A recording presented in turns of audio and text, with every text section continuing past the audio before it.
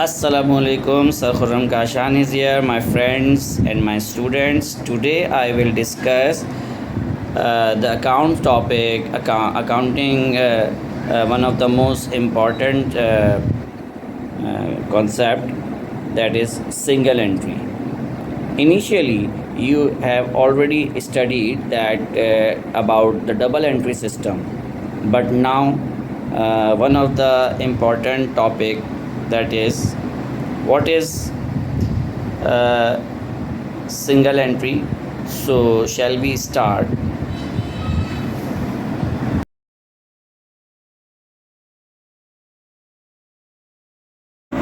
So first we discuss the definition of single entry system.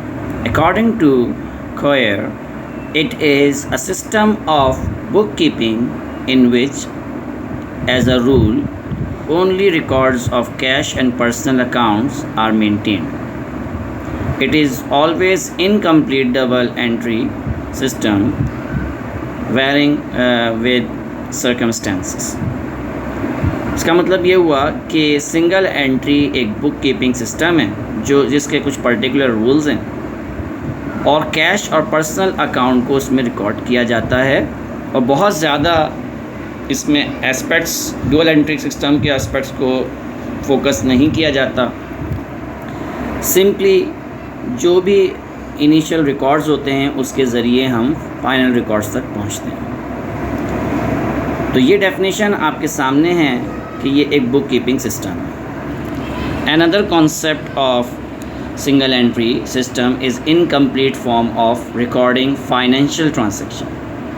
ये एक financial transaction record करने का तरीक़ेकार है जो कि इनकम्प्लीट फॉर्म में. It is the system which does not record to aspect और accounts of all the financial transactions. इसमें कोई डुअल कॉन्सेप्ट्स नहीं हैं. It is the system which has no fix set of rules. इसके कोई fix set of rules नहीं हैं. आप एक पर्टिकुलर एक्टिविटी या पर्टिकुलर अकाउंट तक पहुंचने के लिए एक हिसाब किताब करते हैं जिसमें कैपिटल एट एंड स्टार्ट मालूम करने के बाद फिर आप आगे बढ़ते हैं और इनकम स्टेटमेंट और बैलेंस शीट बनाते हैं. It is a record to the financial transaction of the business. So we have to differentiate what is the difference between single entry versus double entry system. So we already know about double entry system. Double entry system क्या होता है? Both debit and credit aspect of all transactions are recorded.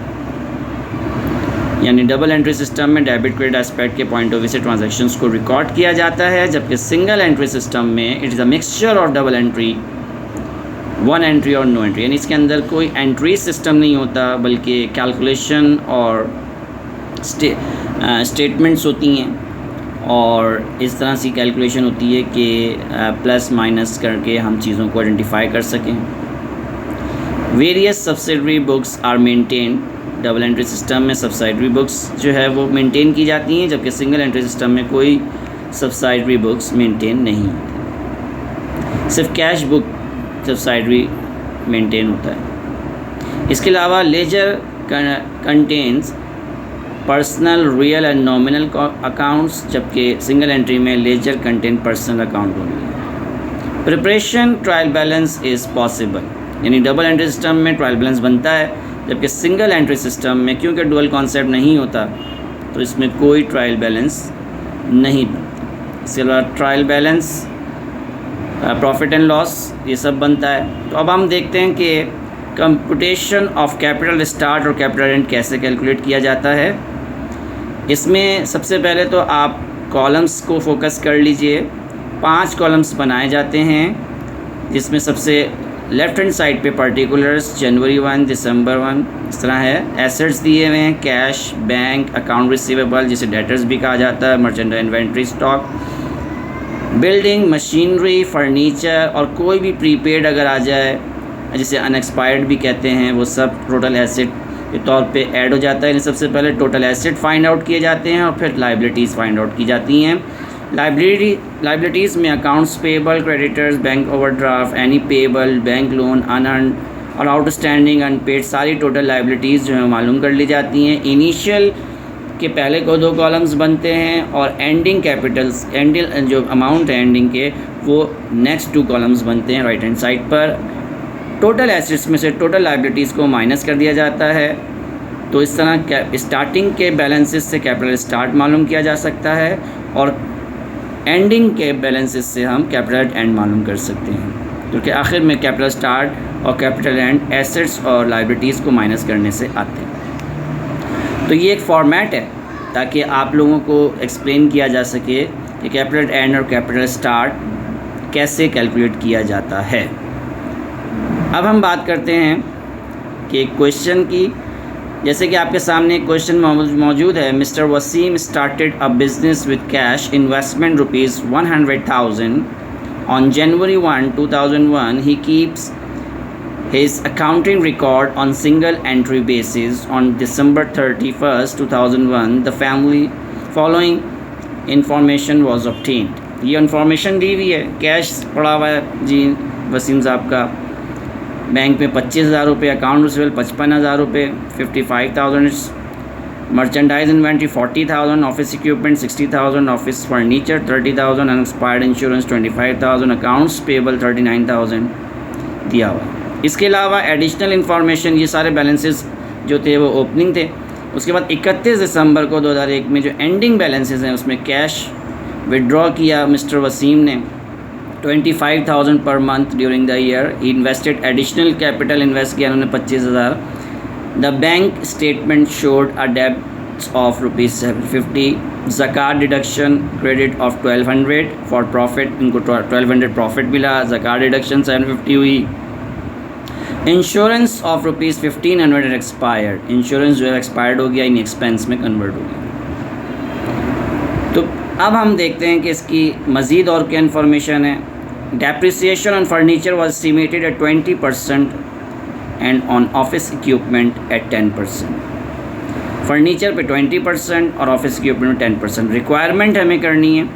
Requirement کیا معلوم کرنی ہے؟ Prepare statement شوئنگ the calculation of capital on December 31. Capital and معلوم کرنا ہے. Prepare statement profit and loss بنانا ہے اور پریپیئر اسٹیٹمنٹ آف افیئرس بنانا ہے. تو سٹارٹ کرتے ہیں. سب سے پہلے ہم کہاں سے سٹارٹ کریں گے جناب؟ Preparation of statement شوئنگ the کمپوٹیشن of capital at and. اب آپ دیکھ رہے ہیں کہ سب سے پہلے ہم نے جو گیون کویشچن کے اندر موجود تھا, کیش ایٹ بینک 25,000 گیون ہے ہمارے سوال کے اندر. Account receivable 55,000, merchandise inventory 40,000, office equipment 60,000 اور آفس فرنیچر 30,000 اور انیکسپائرڈ انشورنس. یہ سارے ایسٹس فکس اور کرنٹ سب ملا کے جو ہے وہ ہم نے ٹوٹل ایسٹ فائنڈ آؤٹ کر دیے ہیں. اور اس میں سے لائبلٹیز یعنی اکاؤنٹ پیبل ہم نے, کیونکہ صرف اکاؤنٹ پیبل گیون تھی, وہ ہم نے مائنس کر دیا. تو کیپٹل ایٹ اینڈ یعنی ₹173,500 آ گیا.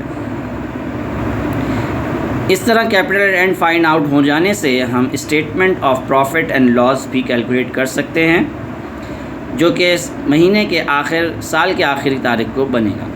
کیپٹل ایٹ اینڈ جو کہ ہم نے فائنڈ آؤٹ کیا 173,500 وہ ہم لے لیں گے اور اس میں ڈرائنگ ایڈ کر دیں گے. کیپٹل ایٹ اینڈ میں ڈرائنگ ایڈ کر دیں گے تو ٹوٹل کیپٹل آ جائے گا.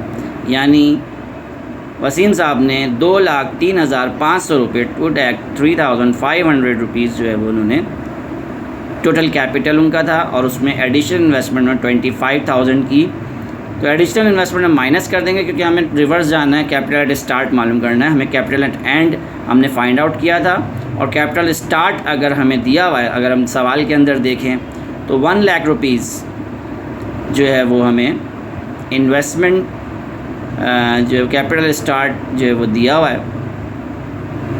تو یہی انفارمیشن کی مدد سے ہم کیا کریں گے جناب, کیپٹل ایٹ اسٹارٹ جو ہے وہ مائنس کر دیں گے ₹1,00,000, اور اس طرح گراس پروفٹ ہمارا آ جائے گا.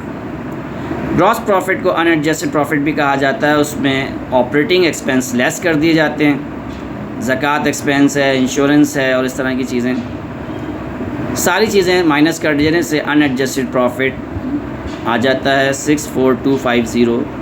اور اگر پروفٹ پہلے کے آپ کے ایڈیشنل انفارمیشن میں دیا ہوا ہے اور کوئی انکم دی ہوئی ہے تو آپ ایڈ کر دیں گے اور نیٹ پروفٹ آ جائے گا. اس کو 65,450 اس سوال کے اندر فائنڈ آؤٹ کیا جا سکتا ہے. اس کے علاوہ اسٹیٹمنٹ آف افیئر بنائی جاتی ہے. اسٹیٹمنٹ آف افیئر 2 حصوں میں تقسیم ہوگی. جیسے کہ آپ کو پتہ ہے یہ بیلنس شیٹ ہوتی ہے اور 31 دسمبر 2001 کو بنے گی. لیفٹ ہینڈ سائڈ پر ایسٹس دیے ہوئے ہیں, رائٹ ہینڈ سائڈ پر ایکویٹیز دی ہوئی ہیں. جتنے بھی کرنٹ ایسٹس ہیں آپ اس کو لیفٹ ہینڈ سائڈ پر لکھ لیتے ہیں اور اس کی اماؤنٹ لکھ کر ان کو ایڈ کر لیتے ہیں کرنٹ ایسٹس اور فکس ایسٹس کو. جیسے کہ اس میں bank account receivable, merchant inventory, prepaid insurance, total current assets ہو گیا. پھر فکس ایسٹس ہیں, اس میں سے آفس اکوپمنٹ ہے اور اس کے علاوہ آفس فرنیچر ہے, اس میں ڈیپریسیشن ہم نے مائنس کر دیا ہے. رائٹ ہینڈ سائڈ پہ اکاؤنٹس پیبل دیا ہوا ہے.